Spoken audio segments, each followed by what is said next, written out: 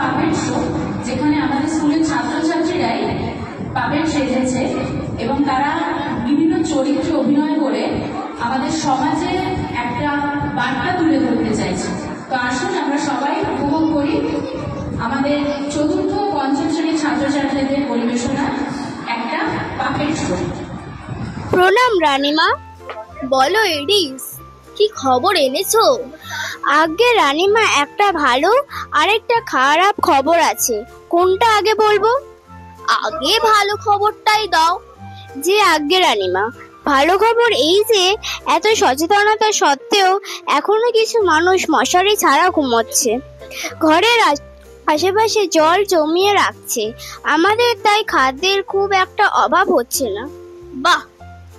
আর খারাপ খবর?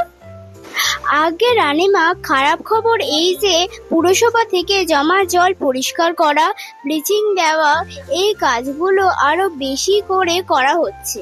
ছড়া তৈরি করে স্কুলের ছাত্রছাত্রীরা লোকজনকে সচেতন করছে। ছড়া? কি ছড়া? চলো তো, কোথায় বলছে শুনি। আসুন রানীমা, এই তো পাশের পাড়াতেই বলছে। বাঁশদ্রোণী এলাকার মানুষদের উদ্দেশ্যে আজ আমাদের এই সচেতনতা র্যালি। বাড়ির আশেপাশে জল জমতে দেবেন না, চারিপাশ পরিষ্কার রাখুন। রাত্রে শোয়ার সময় অবশ্যই মশারি টাঙিয়ে শোবেন। শুনুন শুনুন শুনুন, বাঁশদ্রোণী এলাকার মানুষদের উদ্দেশ্যে আজ আমাদের এই সচেতনতা র্যালি। কি রে স্নেহা, কোথায় যাচ্ছিস? এই যে দোকানে যাচ্ছি একটা হিট স্প্রে কিনতে, যাতে মানুষ বাবা তুই তো দেখে মশা নিয়ে চিন্তা করছিস। আরে মশা দেখলেই ঠাস করে একটা চড় মারবি, ব্যাস তুই মশা খুঁজে চড় মারিস, আমি স্প্রে করে দেব যাতে একদমই মশা না আসে। সত্যি স্প্রে করলে তো মশা আসবে না? তাহলে চল আমিও যাই একটা হিট স্প্রে কিনে আনতে। রানীমা, দেখলেন তো ব্যাপারটা? এডিস, জনগণ সচেতন হয়ে যাচ্ছে।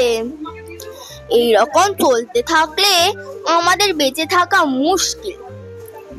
চলো কালকে ভোরেই বেরিয়ে দেখি, যাকে পাবো কামড়াবো। রানীমা, ওই দেখুন কে একজন বসে আছে ওখানে। দেখেছি দেখেছি, চলো ওকেই কামড়াবো। উফ, শান্তিতে একটু যোগাসনও করতে পারবো না এই মশার জ্বালায়। তখন থেকে কানের সামনে এসে গান গাইছে। মেরেই দেবো এবার। মেরেছি, যাক শান্তি এবার। এডিসকে তো মেরে দিল, তোকে ছাড়বো না, তোকে তো আজকে কামড়াবোই।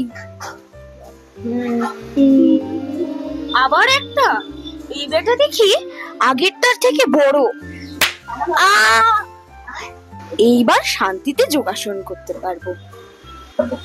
ডেঙ্গু প্রতিরোধ।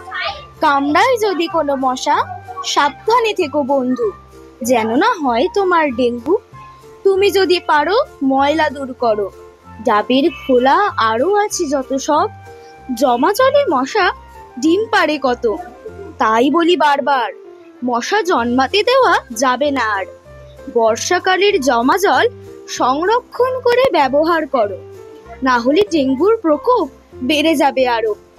ব্লিচিং পাউডার দিতে হবে রাস্তার পাশে, যাতে মানুষ ডেঙ্গুর হাত থেকে বাঁচে। আবারও বলি, সচেতন হও বারবার, নয়তো হবে হার। ডেঙ্গু থেকে বাঁচতে হবে, তাই ময়লা দূর করতেই হবে।